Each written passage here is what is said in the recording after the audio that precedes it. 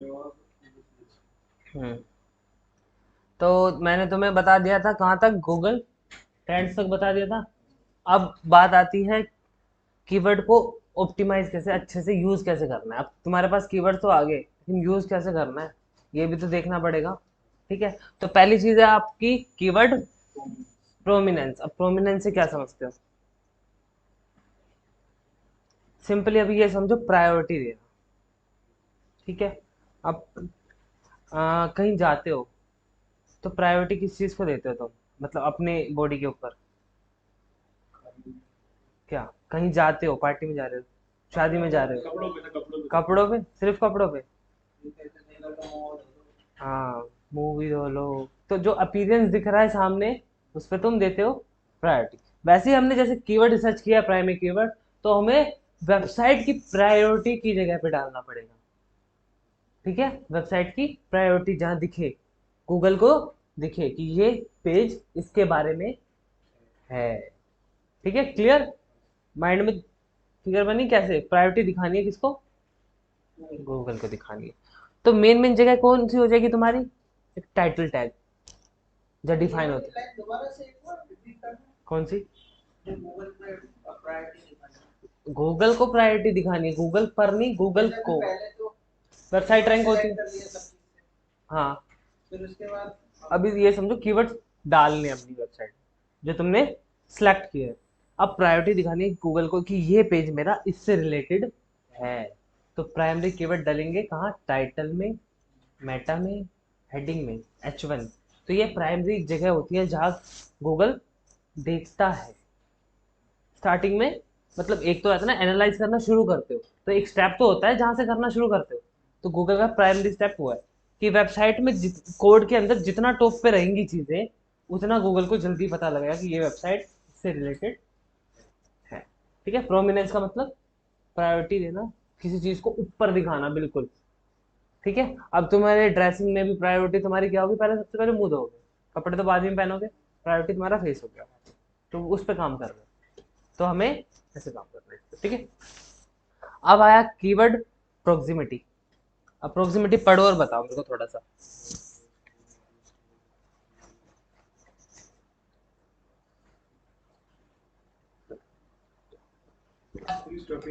चलो डेंसिटी बढ़ा, डेंसिटी पढ़ाता हूँ, फिर उसके बाद बताना। डेंसिटी क्या है?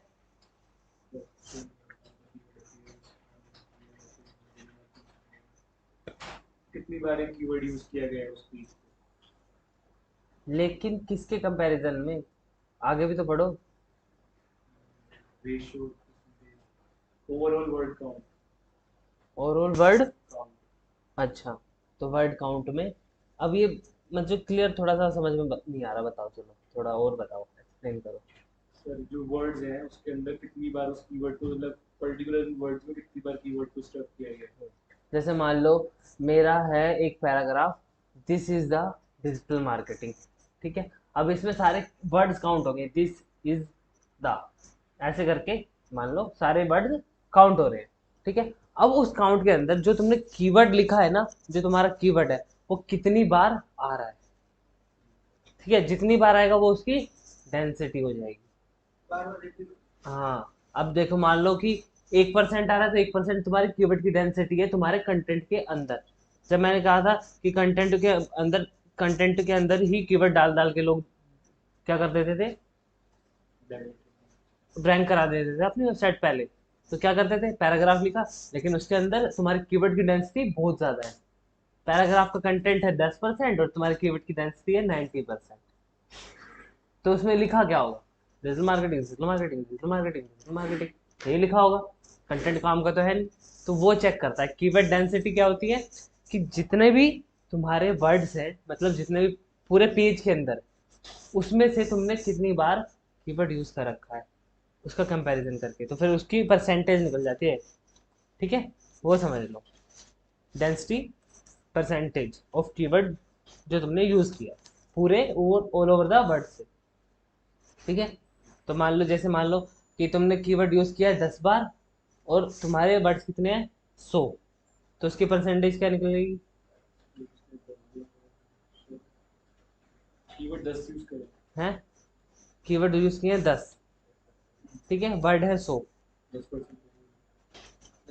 बहुत ज्यादा है, बहुत ज्यादा है। जितनी डेंसिटी कम होगी उतना बेटर रहेगा। अब मान लो मेरा एक है, यही पैराग्राफ है, ठीक है, ये है, इसमें कीवर्ड्स, इसमें वर्ड्स होंगे 3 4, मान लो 15 होंगे। अब 15 में से मेरा कीवर्ड है, मान लो कीवर्ड्स ही है। अब 15 में से मैं कीवर्ड है, 15 में से 10% यूज कर दूं तो सारी जगह कीवर्ड ही कीवर्ड दिखेगा। अभी तो 3 बार यूज हो रहा है, क्योंकि वहां पे उसका मीनिंग बन रहा है, सबका चल रहा है, मीनिंग बन रहा है तो चल रहा है। लेकिन ज्यादा यूज करूँ, keyword proximity, keyword is technique, keyword to avoid, keyword stuffing, keyword and reduce, ज्यादा बार आ रहा है, डेंसिटी बढ़ रही है, काम का है, नहीं है ना काम का, तो वो रिड्यूस करनी है हमें, डेंसिटी रिड्यूस करनी है कीवर्ड की। तो प्रोक्सिमिटी क्या कराती है हमारी, कीवर्ड स्टफिंग और रिड्यूस कीवर्ड डेंसिटी। और वो कैसे करेगी, वो तुम्हें अपने दिमाग से सोचना पड़ेगा, ठीक है। अभी देखो यहाँ पे मैंने एक एग्जाम्पल लिखा है, क्या लिखा है, क्या स्टफिंग मतलब डालना, हाँ कीवर्ड डालना, यहाँ भी डाल दिया, वहां भी डाल दिया, वहां भी डाल दिया। क्या लिखा है ये, we can remove proximity of specific keyword by using this technique, ठीक है, मीनिंग बन रहा है, ठीक है, कीवर्ड प्रोक्सिमिटी के बारे में बता रहे हैं। और ये जो मैंने लिखा है यही तुम्हारी टेक्निक है। अब मैंने वर्ड को तोड़ दिया, कीवर्ड, कीवर्ड प्रोक्सिमिटी आ तो रहा है, आ रहा है ना, चाहे आगे पीछे आ रहा हो चाहे कहीं भी आ रहा हो, लेकिन आ रहा है, उसका मीनिंग बन रहा है proximity of specific keyword, meaning बन रहा है सिमेंटिक है, लेकिन एक साथ नहीं है, वो कीवर्ड एक साथ नहीं है। तो अगर अब कोई देखेगा तो बोल देगा कीवर्ड प्रोक्सिमिटी तुमने लिख रखा है एक साथ, एक साथ नहीं है ना, लेकिन मीनिंग बन रहा है उसका, ऐसे ही नहीं कि मैंने फंसा दिया बस, मीनिंग बन रहा है। तो इसे प्रोक्सिमिटी कहते हैं, कीवर्ड प्रोक्सिमिटी, कि कीवर्ड को तोड़ के ऐसे यूज करना जिसका मीनिंग भी बने और तुम्हारा कीवर्ड भी काम में आ जाए, ठीक है। इसे गूगल मना नहीं करता प्रोक्सिमिटी, देन अब तुम एक ही चीज, अब देखो मान लो ये तो इन्फॉर्मेशन दिया मैंने, ठीक है, अब इन्फॉर्मेशन को कैसे गूगल मना कर देगा, चाहे उसमें कितनी बार भी आ रहा हो। ये भी तो मेरी इन्फॉर्मेशन है, इसमें भी देखो कीवर्ड कितनी बार आ रहा है। Keyword proximity is a technique to avoid keyword stuffing and reduce keyword density. Information बन रही है ना, जेनरिक है, ठीक है, ये तो नहीं है कि मैंने ऐसे ही डाल रखा और जो इन्फॉर्मेशन आपको प्रोवाइड नहीं करा रहा, है ना। अब इसमें इसकी कीवर्ड की डेंसिटी ज्यादा है लेकिन इन्फॉर्मेशन करेक्ट प्रोवाइड करा रहा है, तो इस पे नहीं आएगी, ठीक है, तीनों समझ गए। तो इस तरीके से यूज करेंगे, इन टेक्निक्स का भी यूज करना है, किसका, कीवर्ड प्रोक्सिमिटी टेक्निक्स का, कि अपने कीवर्ड को तोड़ के अपने कंटेंट में डाल सको, ठीक है, जिससे क्या होगा, तुम्हारी रैंकिंग पे इफेक्ट पड़ेगा, हाई पड़ेगा। मीनिंग बनना चाहिए लेकिन एक साथ नहीं होना चाहिए कीवर्ड। अब तुम मान लो गूगल कहता है 3 बार यूज कर सकते हो एक साथ कीवर्ड एक पैरा में, तुमने कर दिया, लेकिन फिर तुम्हें और यूज करना है तो उसको तोड़ के करो, तो वो एक साथ कंसिडर नहीं होगा, ठीक है, समझे। चलो फिर आगे चलते हैं। अब एसईओ क्या होता है, एसईओ स्टार्ट हो गया तुम्हारा, अब एसईओ बताओ क्या होता है। अरे मैं बजाऊंगा अभी मेरे को फुल फॉर्म बताओगे तो, एसईओ बताओ क्या होता है।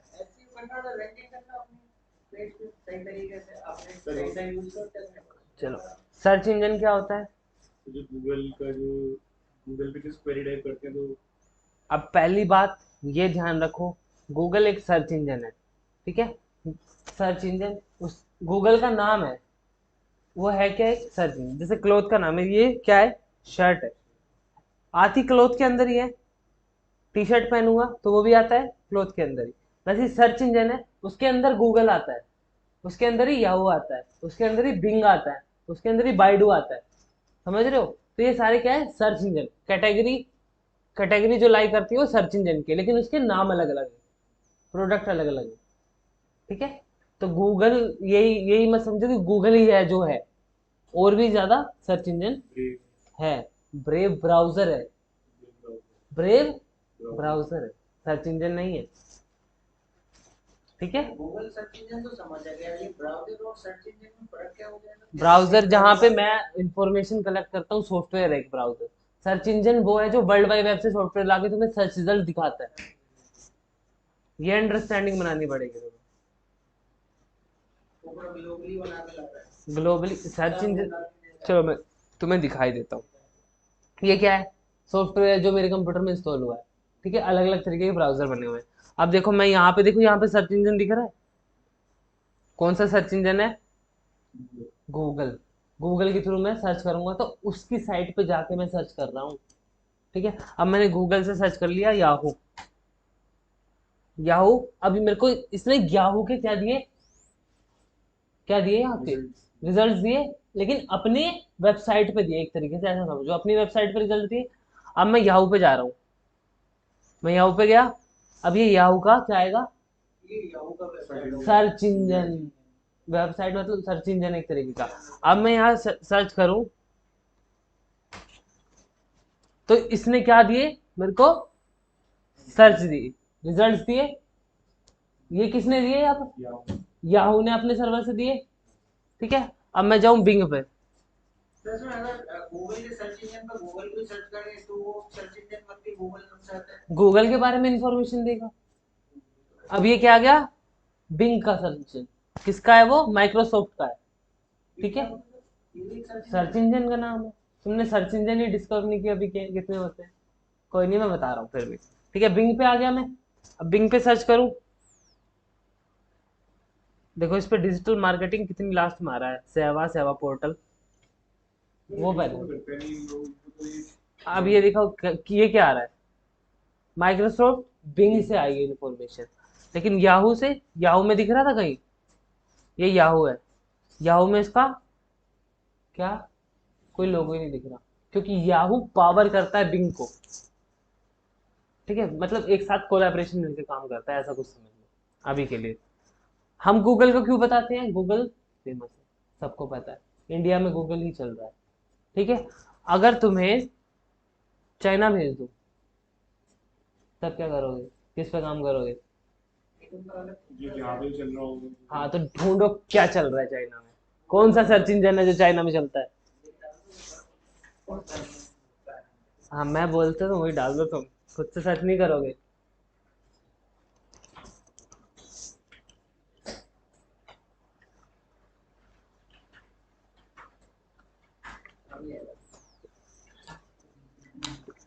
यही डाला बाइडो, तो बाइडो पे काम करोगे तुम चाइना में। ठीक है, तुम्हें रशिया भेज दूं,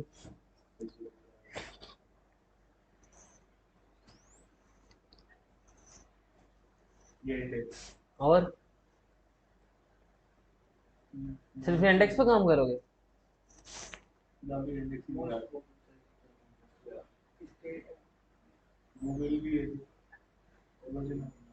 कितना, कितना परसेंट मार्केट है ये इंडेक्स का, 51.2 के अराउंड है। इतना है मार्केट ये इंडेक्स का। और गूगल का फिर क्या होगा उधर, 49। लगता है पूरा ही गूगल होगा, कोई याहू भी तो होगा, कोई बिंग भी तो हो सकता है। तो ये चीज तुम्हें पहले ही क्या करनी पड़ेगी, एनालाइज करनी पड़ेगी। तुम जहां हो वहां पे ट्रेंड किस चीज का है, वहां पे लोग कहाँ पे ट्रैफिक ज्यादा है, वहीं तो काम करोगे, है ना, उसी पे तो काम करोगे। तो सर्च इंजन क्या है, सिर्फ प्लेटफॉर्म है जो आपको क्या प्रोवाइड कराता है, रिजल्ट प्रोवाइड कराता है। तो एरिया के अकॉर्डिंग तुम्हें सर्च इंजन बदलने भी पड़ सकते हैं। जहां तुम्हारे कस्टमर जाएंगे वहां तुम्हें जाना पड़ेगा, क्योंकि वहीं से तो कस्टमर खींच के लाओगे। तो अभी तो तुम्हारे दिमाग में सिर्फ ये था कि गूगल ही है जो है। अब समझ में आ रहा है क्लियरिटी कि काम, हाँ, तो ये चीज समझनी बहुत जरूरी थी। ठीक है, अब मैंने तुम्हारे लिए यही कर रखा था, ढूंढ रखे थे, दिख रहे हैं?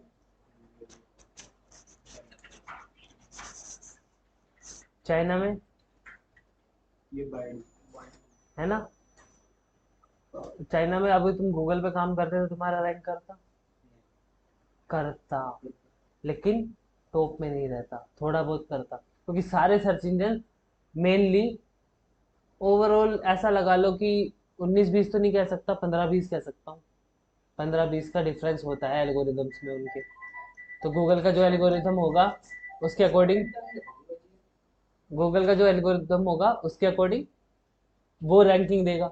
बाइडू का जो एल्गोरिदम होगा उसके अकॉर्डिंग वो रैंकिंग देगा। तो चाइना में होगा तो किस पे काम करोगे?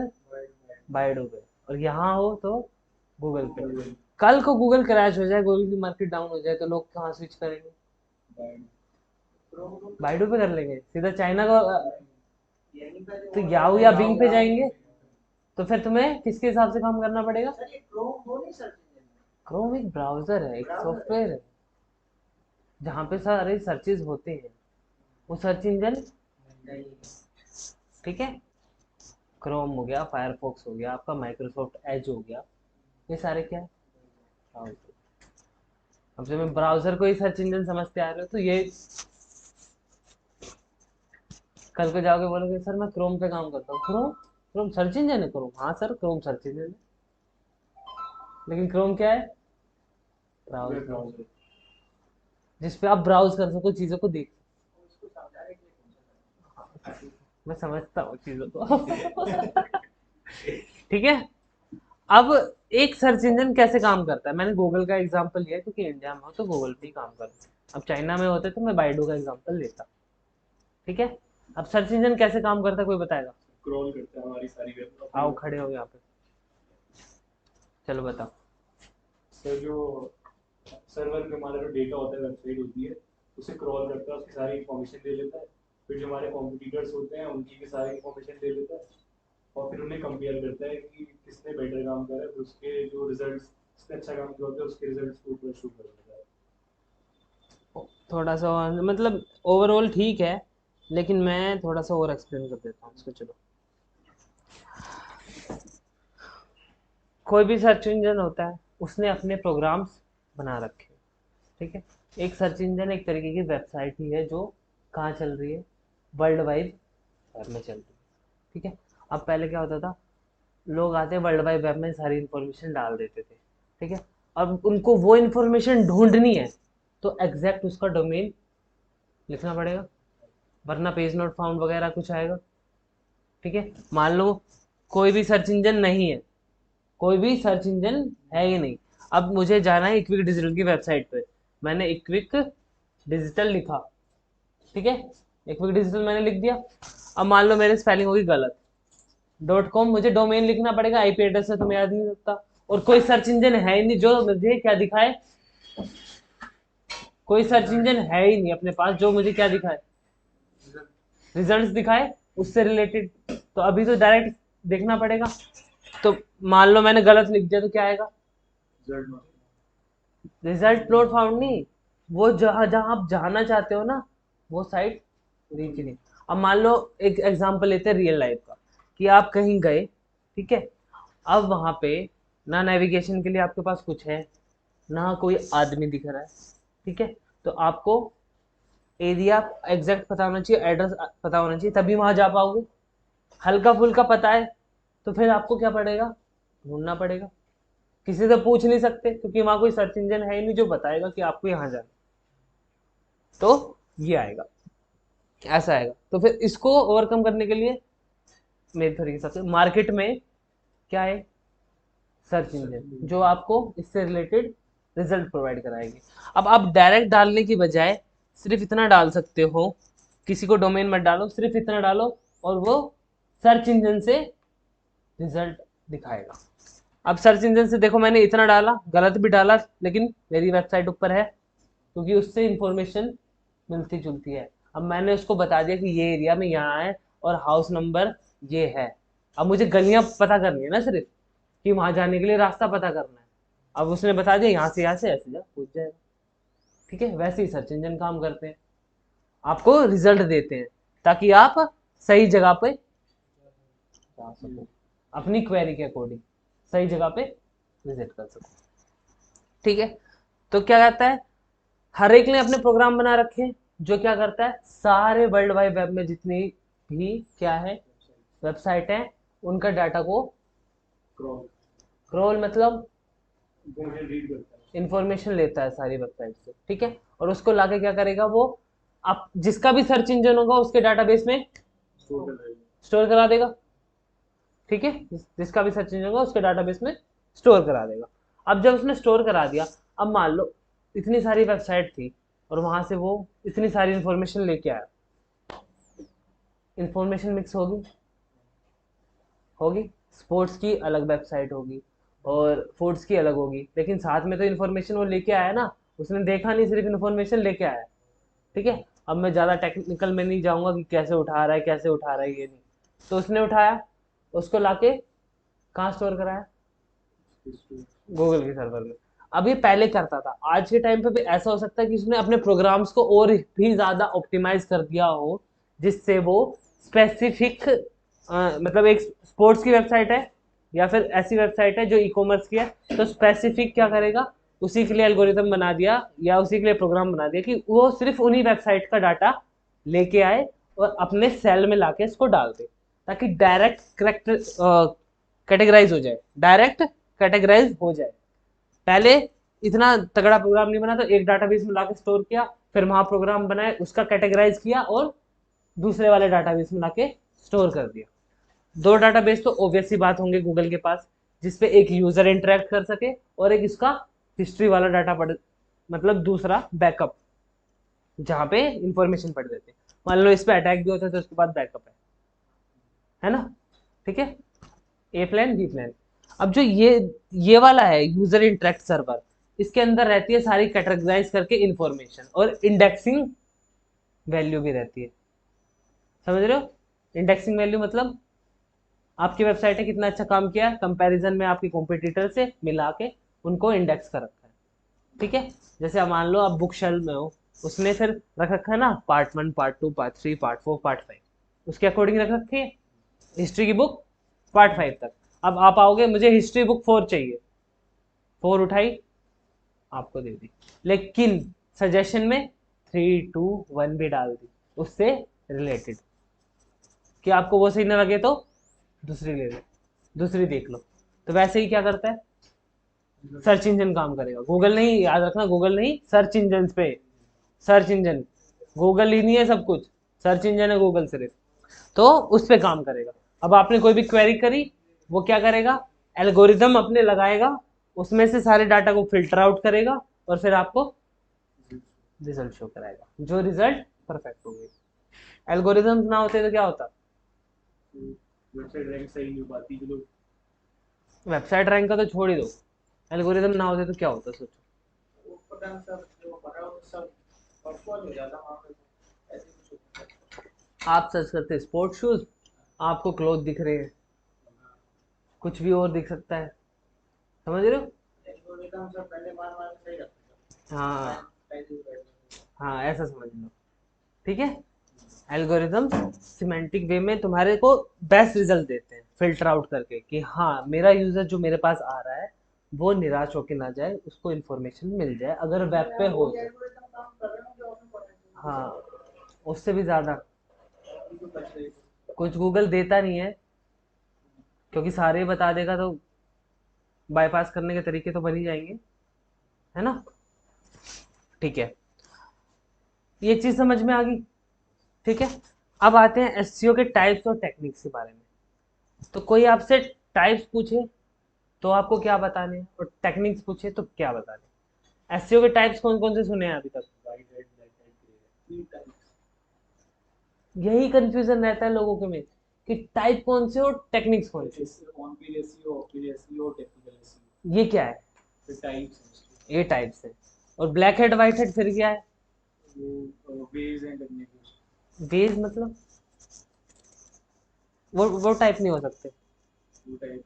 क्यों नहीं हो सकते, वो तो लोग किस तरीके से कर रहे हैं पर तो वो क्या होगी, टेक्निक, टेक्निक्स। टेक्निक। अब आती है तुम्हारी टाइप्स की बारी। मान लो टाइप्स बोले आपने, कौन कौन से बोले आप बताओ टाइप, अभी तो बोले उन्होंने एसईओ के टाइप, टाइप हाँ ऑन पेज होते हैं, ऑफ पेज होते हैं, हाँ टेक्निकल होते हैं। हाँ। बस अब ये चीज़ है, अब कितने टाइप हो गए, लेकिन ये रॉन्ग है, एसईओ के टाइप सिर्फ होते हैं दो। एक तरीके से सोचो, टेक्निकल एसईओ कहाँ करोगे? टेक्निकल में ही आपके लिए आ जाएगा ब्लैक हैट वगैरह, ये इसको कह सकते हैं। ये टेक्निक्स हैं। टेक्निकल में वही टेक्निक आ जाती है। टेक्निकल एसईओ में आता है आपका, जैसे मान लो साइट मैप, रोबोट टीएक्सटी, ठीक है, 404 एरर, 30 एरर्स, वैलिडेशंस, स्ट्रक्चर्स, ये सारा क्या है, वेबसाइट के अंदर ही काम हो रहा है। तो इसका तीसरा पार्ट कैसे बन गया? ऑन ऑफ पेज क्या होता है? वेबसाइट से अलग काम करना। ऑन पेज क्या होता है? वेबसाइट पे काम करना। टेक्निकल क्या होता है? वेबसाइट के अंदर की टेक्निकलिटी को ठीक करना। तो वो तीसरा पार्ट कैसे हो गया जब वो वेबसाइट पे ही काम हो रही है? तो वो ऑन पेज का ही पार्ट, ठीक है। तो 3 टाइप नहीं है, 2 टाइप बताना, ठीक है। कभी भी इंटरव्यू दो, कितने टाइप होते हैं? टेक्निक कितनी होती है? दो, तीन। 3 कैसे? White hat, black hat, grey. हाँ, तो वाइट हैट क्या होता है? इसमें बिल्कुल सही तरीके से गूगल की गाइडलाइंस के अकॉर्डिंग काम किया जाए। Black hat? इसमें गूगल के अकॉर्डिंग मतलब कीवर्ड सर्फिंग करी जाए, गूगल की गाइडलाइंस के अकॉर्डिंग काम ना किया जाए। और ग्रे? इसमें दोनों का मिक्स काम किया जाए, गाइडलाइंस फॉलो भी करी है और ब्लैक और वाइट को मिक्स करोगे तो क्या बनता है? ग्रे, ठीक है। नॉर्मली ये चीज तो समझते हो, ठीक है। Black hat, white hat, grey hat, ये क्या है? टेक्निक्स। तुम चुप रहो अभी 2 मिनट। क्या है ये? टेक्निक्स। और टाइप क्या है? ऑन पेज, और ऑफ पेज। और ठीक है। और टेक्निकल का क्या करें? टेक्निकल का क्या करें? टेक्निकल को ऑन पेज में ही रखते हैं। ऑन पेज में रखेंगे, पक्का? समझ गए ना? कल को किसी ने पूछा तुमसे और तुमने गलत बताया, सोच लो फिर तुम्हारा क्या करूंगा मैं, ठीक है। अब आगे बात करते हैं थोड़ी सी इससे, ठीक है। ये आ गया आपके ब्लैक हेड, व्हाइट हेड और ग्रे हेड। जो ब्लैक हेड काम करना है वो क्या है? एक रोंग वे करने का, और जिसकी रोंग वे करने की पेनल्टी तुम्हें क्या लगेगी? वेबसाइट पे पेनल्टी लगेगी तुम्हें, ठीक है। तुम पे कुछ नहीं होगा, वेबसाइट पे पेनल्टी लगेगी। व्हाइट हेड करने का पेनल्टी लगेगी व्हाइट हेड से, ग्रे हेड से लगेगी। पता लगा गूगल को, तो पेनल्टी लगेगी थोड़ी कम की, रैंकिंग डाउन हो सकती है ना? क्या कह रहे हो बताओ? ब्लैक हेड का मतलब ब्लैक हेड समझा नहीं? वो तो समझ गया कि रैंकिंग डाउन हो जाएगी। एक काम करने के 2 तरीके होते हैं, सही गलत, लेकिन करते लोग कैसे हैं? मिक्स करके करते लोग, मिक्स करके, है ना। अब हमें सिखाया जाता है कि क्या बोलो, सच बोलो, लेकिन तुम मिक्स कर देते हो, थोड़ा सा सच थोड़ा सा झूठ बचने के लिए, थोड़ा बताते हो थोड़ा छुपाते हो। वही चीज ऐसे से गूगल को थोड़ा बताया और बात, पीछे जाके बात कर लो ना,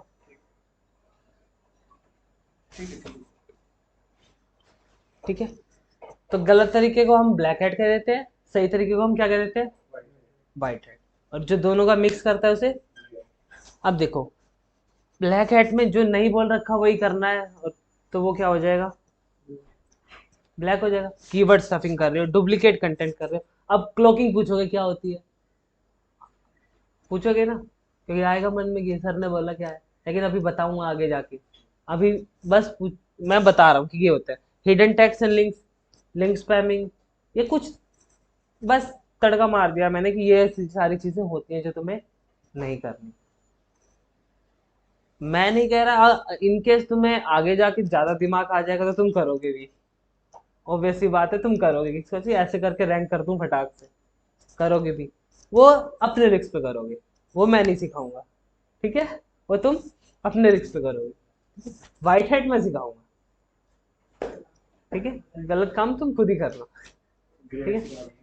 ग्रे हेड, देखो, तुम्हें जब एक्सपीरियंस हो जाएगा ना तो तुम अपने आप समझ जाओगे कि थोड़ा सा वाइट मिला के थोड़ा सा ग्रे मिला के उसको काम चला सकते हैं। एक्सपीरियंस आ जाएगा ना तुम्हें तब।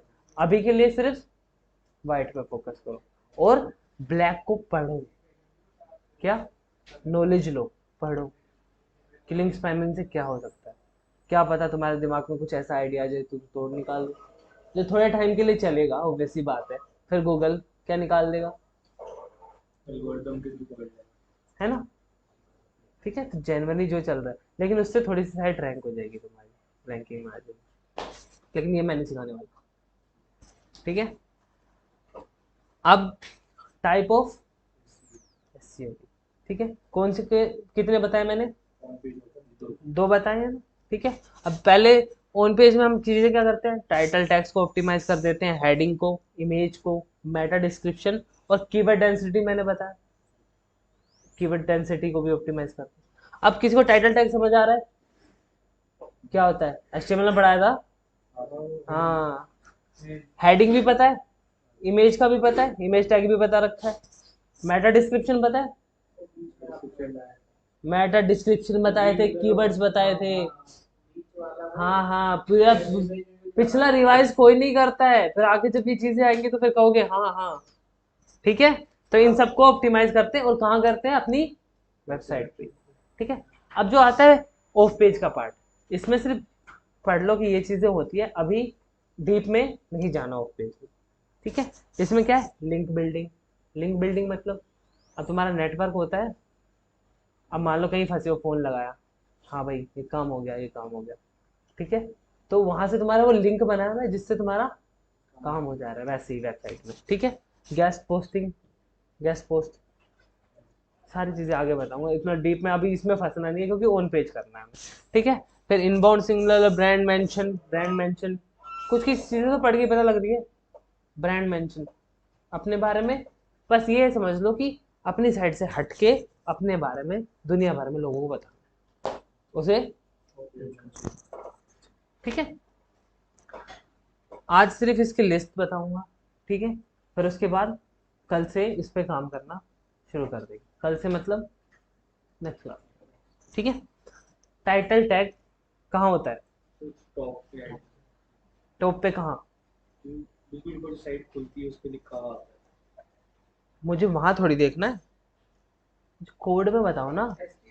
हाँ, HTML में टाइटल टैग कहाँ होता है, HTML पढ़ा था, कोड दिया था मैंने, ऐसे करके क्या सर एचटीएमएल के नीचे होता है। HTML के नीचे तो कोड, वो तुमने पढ़ा नहीं ना, उस कोड को पढ़ो समझो। पहले क्या खुलता है, HTML, फिर उसके बाद क्या लगता है, हेड, और टाइटल टैग किसके अंदर होता है, हेड के अंदर होता है, ऐसे बताना है ना, तो ऐसे अंडरस्टैंडिंग बनेगी। तुमने पढ़ा नहीं ना, और कोड नहीं पढ़ा ना, झूठ नहीं बोलो, शक्ल से दिख रहा है तुम्हारी तो वो उसको दोबारा रिवाइज करो। ठीक है, फिर उसके बाद मेटा डिस्क्रिप्शन कहाँ होता है, टाइटल के नीचे नहीं, 3-4 पॉइंट के नीचे होता है। हाँ, एक क्विक डिजिटल पे आ गए हम, एक सेकंड में क्विक क्लासेस खोल लेता हूँ, शायद उसमें मिल जाए हमें।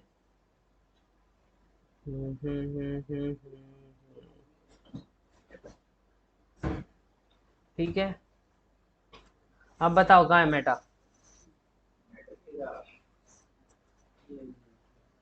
सर वो रहा रिकॉर्डिंग, ये हाँ सर ये ब्लू कलर, ये क्या है, ये पढ़ना जरा, content with device Meta view port है ये मैंने बताया था, लेकिन मैंने क्या पूछा है, डिस्क्रिप्शन के बारे में पूछा है, डिस्क्रिप्शन का है, तो बेसिकली याद रखो हेड के अंदर ही होगा, अभी हेड यहाँ से स्टार्ट हो रहा है, अब ढूंढो खत्म कहाँ हो रहा है,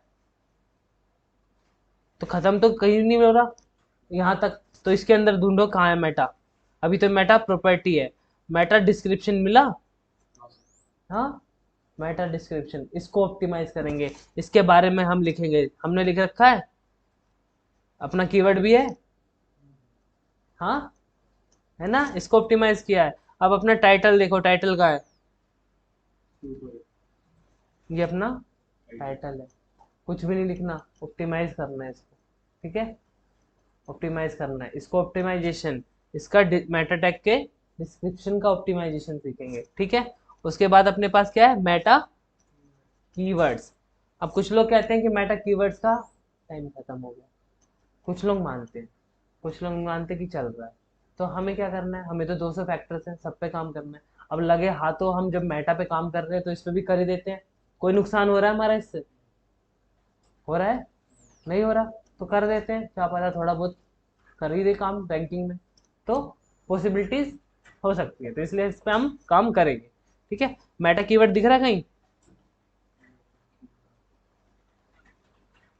दिख रहा है? ये वर्डप्रेस की साइट है ना, इसमें इसलिए ऐसी भसड़ मची रहेगी क्योंकि कोड एक्स्ट्रा मैंने बताया था ना होता है। कोड वाली साइट है, उसमें कोड सिंपल ही रहेगा।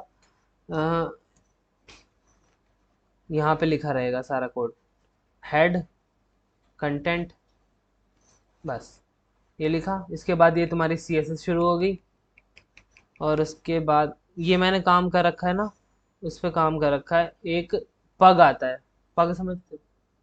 नहीं, पग नहीं समझते। HTML का ही एडवांस वर्जन आता है, तो उसमें दिखता नहीं है कोड, और वो अलग से ही आता है, एक PHP की तरह काम करता है, उसको छोड़ दो चलो अभी। ठीक है, तो इन सब चीज़ों को हम क्या करेंगे, ऑप्टिमाइज करेंगे। मेटा डिस्क्रिप्शन, मेटा कीवर्ड एक साथ ही होते हैं दोनों, जब डालोगे तो आ जाएगा। ठीक है, URL ऑप्टिमाइजेशन। अब URL से क्या समझते हो? जो HTTPS के जो अंदर लिखा हुआ होगा, ये लिखा आता है, ये लिखा आ रहा है, ये अपना होम पेज का URL है। अब मान लो मैं यहाँ जाऊँ, क्या आया? SEO सर्विस में ही गया मैं, तो आया SEO सर्विस। अब मान लो SEO सर्विस है, सर्विस फॉर SEO, तो जिस पेज में जा रहे हो उसका URL अच्छे से ऑप्टिमाइज होना चाहिए, इसके बारे में भी बात करेंगे। ठीक है, जैसे कोई URL होता है जिसके अंदर मान लो मैं ऐसा कर दूं, SEO सर्विस है ये, ठीक है, अब मैं URL ऐसे लिख दूं, कैसा रहेगा? तो वो चीज़ ऑप्टिमाइज होनी चाहिए फोल्डर स्ट्रक्चर के हिसाब। ठीक है, हेडिंग टैग, हेडिंग समझ लो, बताने की जरूरत है? नहीं, किसी को भी नहीं ना? पूछूंगा खड़ा करके एक बार फिर। हाँ, चलो फिर आगे बताता हूँ। इंटरनल लिंक और एक्सटर्नल लिंक, इनको भी अच्छे से, इंटरनल समझ रहे हो, वेबसाइट के अंदर ही लिंक जो होता है, और एक्सटर्नल तो अभी वेबसाइट से दूसरी वेबसाइट पे या कहीं भी जा रहे हो, सोशल मीडिया पे जा रहे हो, यूट्यूब पे जा रहे हो, कहीं भी जा रहे एक्सटर्नल। हो, हाँ वो एक्सटर्नल लिंक अपने से भाग जाएंगे ना। अभी के लिए फिलहाल इतना समझो, डीपली बात करेंगे इसके बारे में। ठीक है, एंकर टैग, लिंक में काम आते हैं एंकर टैग, भूल गए क्या? एंकर टैग से ही तो लिंक लगाते हो, Ahref, हाँ वही तो एंकर टैग है। ठीक है, कीवर्ड डेंसिटी के बारे में अभी बात की हमने। ठीक है, कोई बताएगा इसके बारे में क्या होता है? आपको पता है? चुप जा, नहीं पता ना? अच्छा चलो, जल्दी आ, जल्दी आ, जल्दी फटाक से आ, बता, इनको बता। डुप्लीकेट कंटेंट जो होता है, हम किसी का कंटेंट कॉपी कर लिया, किसी का चुरा के अपने उसमें वेबसाइट में डाल दिया, तो गूगल मना करता है किसी दूसरे का कंटेंट कॉपी नहीं करना, वरना अपनी वेबसाइट की रैंकिंग डाउन हो जाएगी। ठीक है, तो प्लेगरिज्म क्या होता है? Website copy, content copy. किसी का कंटेंट कॉपी करना। मान लो अब यूट्यूब पे कोई वीडियो है, आपने उठाया अपने चैनल पे डाल दी, लेकिन वो क्या है? प्लेगरिज्म है, उसका कंटेंट आप उठा रहे हो। ठीक है, वो चीज़ देखेंगे। ग्रामर, इंग्लिश ग्रामर अपनी सारी चीज़ सारी देखेंगे ना, सही है कि नहीं। अभी क्योंकि डिजिटल में डिजिटल ही सही नहीं लिख रखा, तो फिर तुम्हें क्या कहेगा, तुमने सही तो खुद नहीं लिख रखा है, तुम हमें बताओ, है ना। इमेज कंप्रेशन, अब इमेज कंप्रेशन की बात ही आती है, जैसे साइट है अपनी, अब मैं उसमें 5-5, 10-10 MB की इमेज डाल दूँ, लोडिंग टाइम बढ़ेगा, तो उसको कंप्रेस करके, कंप्रेस करना आता है, तो उसको कंप्रेस करके डालेंगे। ठीक है, हाँ बिल्कुल, लोड होने में टाइम नहीं लगेगा क्या? इमेज ऑल्ट, ऑल्ट इमेज का ऑल्ट टैग बताया था कैसे काम करता है, अगर इमेज ना आए तो क्या दिखे, है ना? याद आया? पुरानी वीडियो थोड़ी थोड़ी देखो, रिवाइज करो। ठीक है, और कीवर्ड कैनिबलाइजिंग, देखो वर्ड इतना टफ है, लेकिन इसका मीनिंग समझ लोगे तो फिर तुम्हारे लिए कुछ नहीं। अब इसका मीनिंग कैसे समझाऊं, एग्जाम्पल क्या लूँ? टिड्डे पता है, एक वो बड़े वाले टिड्डे होते हैं, तो एक दूसरे को खा जाते हैं, एक दूसरे को खा जाते हैं, ठीक है। तो टिड्डे की प्रजाति होती है, वो एक दूसरे को खा जाती है। अब तुम्हारे दो कीवर्ड है, दोनों एक ही पेज को रैंक कराने के लिए लड़ रहे हैं। अब टिड्डे दो लड़ रहे हैं, एक खा जाएगा, एक ही बचेगा ना। तो तुम्हारे दो कीवर्ड एक ही पेज पे काम कर रहे हैं उसको रैंक कराने के लिए, तो एक ही पेज रैंक होगा ना, दूसरा तो खत्म ही हो जाएगा। तो ये चीज हमें ध्यान रखनी है कि सिर्फ एक ही कीवर्ड एक पेज को रैंक कराने में हेल्प करे, ना कि दोनों एक साथ आपस में ही लड़ गए। अब आपस में ही तुम्हारे लड़ भिड़ रहे हैं, तो रैंक तो क्या होगी, उसे कैसे कैनिबलाइजिंग, ठीक है। तो ये सारे एक्सपेक्ट हैं, इन सबको हम पढ़ने वाले हैं, ठीक है आगे। और उसके बाद मैंने तुम्हें ये भी बता रखा था कि SCRP, ये तो अभी समझाया ही है मैंने तुम्हें सारा, ठीक है। कल को फिर मैं तुम्हें इसके बारे में बताऊंगा, डुअल टाइम और बाउंस रेट, कि ये क्या होते हैं। फिर उसके बाद अपना सारा चीज़ शुरू कर देंगे, जैसे कंट्रोल यू से बता तो रखा है, ये खुल जाता है ना। फिर इसके बाद URL ऑप्टिमाइजेशन, सब कुछ पढ़ाऊंगा एक एक करके सारे स्टेप, ये वाले जो स्टेप है ना, एक एक करके सारे क्लियर करेंगे, ठीक है। तो आज की क्लास में इतना ही था। अपने जो कीवर्ड रिसर्च किए हैं उनको देखो, काम करो उस पर, और फिर उसके बाद अपनी वेबसाइट में डालना सिखाऊंगा, जैसे टाइटल टैग में कीवर्ड डालने, डिस्क्रिप्शन में अपना बेस्ट डिस्क्रिप्शन बना के डालना है। और ये कहाँ दिखता है, जैसे मान लो मैंने सर्च की वेबसाइट, देखो मैंने ये वेबसाइट सर्च की, तो ये क्या है अपना टाइटल टैग है, टाइटल टैग दिख रहा है। टाइटल टैग के बारे में भी इंफॉर्मेशन बताऊंगा। तो मैंने बताया कि कहाँ से पढ़ना है गूगल के बारे में, गूगल अपडेट के बारे में, हाँ बताया था, आपको पता है? नहीं पता, कोई बात नहीं, मैं दिखा रहा हूँ आपको। ये वीडियो तो रिकॉर्ड हो रही है, वो आपको मिल जाएगी, ये वाला लिंक है ना, इस पे चले जाना डायरेक्ट, यही लिख देना एग्जैक्टीज, और यहाँ पे आ जाओगे। अब यहाँ से आप सारी इंफॉर्मेशन पढ़ सकते हो, ठीक है। क्या नया आया है, क्या डॉक्यूमेंटेशन है, रैंकिंग, यूट्यूब के लिए नया क्या है, उनके पॉडकास्ट, ठीक है, वो बात करते रहते हैं, बताते रहते हैं। फिर SEO के बारे में बता रखी है, क्रॉलिंग एंड इंडेक्सिंग के बारे में भी बता रखा है, ठीक है। अब यहाँ पे बहुत सारी चीज़ें आप पढ़ना चाहो तो, एक्सप्लोर करना चाहो तो, वरना बाकी ये सारी चीज़ तो मैं बता ही रहा हूँ। लेकिन ये जरूर पढ़ना, बर्ड्स न्यू में क्या अपडेट्स आए हैं रैंकिंग के थ्रू, ये सारे भी पढ़ सकते हो। इसमें 2005 से लेके डाटा है, 5 से लेके अब तक का सारा अपडेट का डाटा है, कि क्या किया, कब किया, कैसे किया और क्यों किया, ठीक है। यहाँ से पढ़, ठीक है।